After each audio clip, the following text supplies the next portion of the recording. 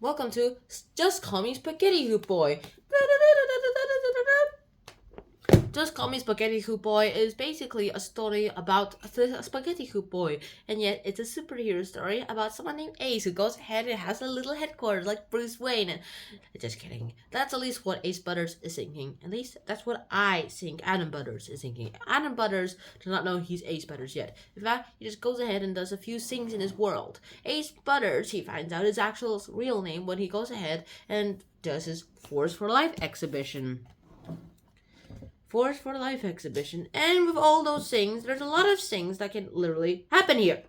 There's genealogy, and he doesn't really think about him being allowed there for 11 years because all he knew about was like 11 days.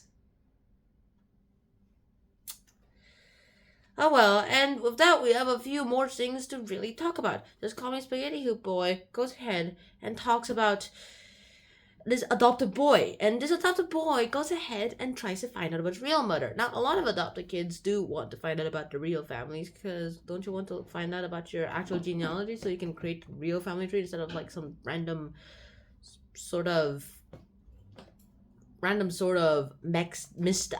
messed up adopted family that has nothing to do with you other than like several generations apart. With all that happening, we have this Ace guy find out that he's actually Ace and born in the Pegasus Park Hospital. Afterwards, he goes on a quest to try to find out about his real mother, all the way to fantasizing that he's a superhero. I'm a superhero. Kazoo, I want to go ahead and become superhero. I have laser eyes. I try to save Cat from tree, but instead, Cat tries to kill me, assassinate me. And with that, we have a few more things to really talk about. With this happening, we have a lot of superheroes in us. The main message here is probably about adopted families. In fact, all four of the books have adopted families or a family member that's literally abandoned. Someone who's missing. In this case, it's an adopted mom and dad, and he's missing his actual mom and dad. In the other books, it's about a dad abandoning them, the dad taking his son and his sons to abandon their mother. And another one is a daughter as a girl who got his abandoned dad and has this crazy boyfriend.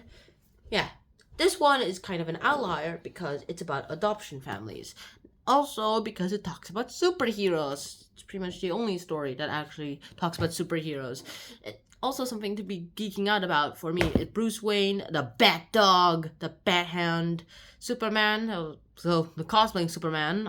I'm so surprised an 11-year-old thinks a cosplay Superman is an actual Superman. With all this, what's the point of this story? What's the hidden meaning? The hidden meaning is repeated from the other books. Now, Adam Butters goes ahead, tries to find out about his real family, and then he finds out that his adopted family's grandpa is also an adopted family member. He never found out about his real mother, and when he did try to find out about it, it didn't end up really well. She didn't really want him. Most adopted kids are just sent away and adopted because their parents can't handle the pressures of parenthood. Either that, or the parents just say, I don't want a kid. Or they just feel like they love their kid, but they just can't support them. So they give them away to give their children a better chance at life.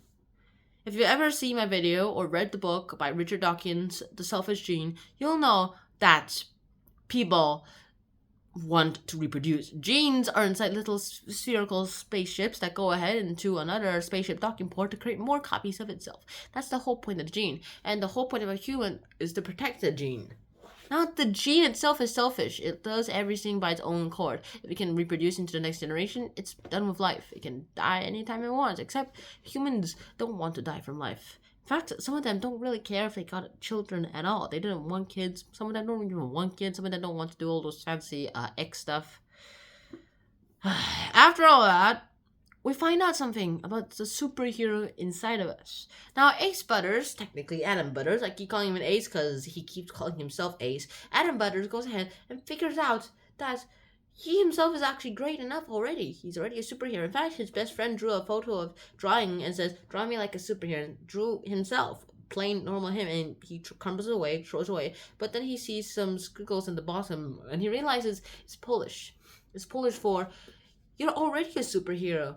the whole meaning of this book, if that's true, is that everyone, no matter how hard they think about it, no matter how hard they try to do things, is that they're always great in themselves. Sometimes you just have to believe in yourself to be able to do things. Moms believe in themselves to go ahead to do their jobs. If they didn't, well, they would probably try to get someone to adopt them. Sometimes the kid, however, has to learn to believe in themselves. And sometimes other people have to go ahead and believe in other people too. If you just believe in yourself and no one else, then you definitely, number one, have trust issues. Number two, will not really succeed in life, and you will definitely not be able to be a good team member. If I can summarize this book in one sentence, it would be a boy who goes on a quest to find out his mother gone horribly wrong and figures out that he himself is already perfect. Just needs a little believing. That's technically 2 sentences, but whatever. Friendships, families, belief, all that. All that is what makes this book great. What makes this book interesting and gullible. Unless you're a naive person and actually believes every single word to word here,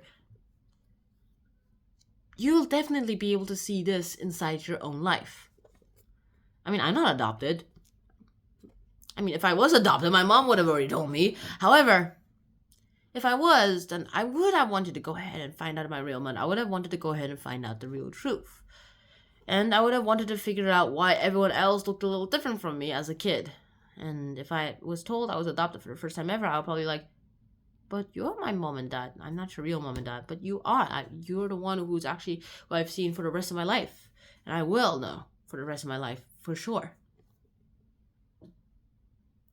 Now, what's the spaghetti hoop meaning? You might be asking, well, spaghetti hoop just means the shop name.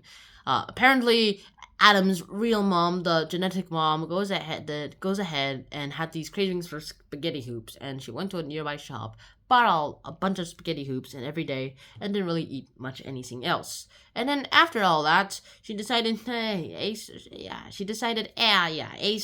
is a good name. It's the name of a shop. Who cares? It's not like I gotta take care of him. And of course, she did try to take care of him for a few weeks. However, 11 years later, Adam Butters finds out Ace is not a superhero name, it's just the name of a shop. He's named after the name of a shop. One more thing here too. There's a little biblical reference too. There's this girl that Adam wants to go ahead and become friends with, and when his friend Tiny Eric went away back to Poland because his mom and dad separated. And her name is Eve, Adam and Eve, and of course they decided to become best friends, and with that, you see the biblical reference? Well, I see a little spark here. If this is a romance novel, it definitely doesn't show it. That's it for today. Just call me Spaghetti Hoop Boy right now and figure out yourself and learn how to believe in yourself. That's it for today, folks. I hope to see you guys soon. Until next time, ciao, peace. Bye-bye. Believe in yourself. If you believe in yourself, you can do anything you think you can do. Put your effort, put everything you can into it. See ya.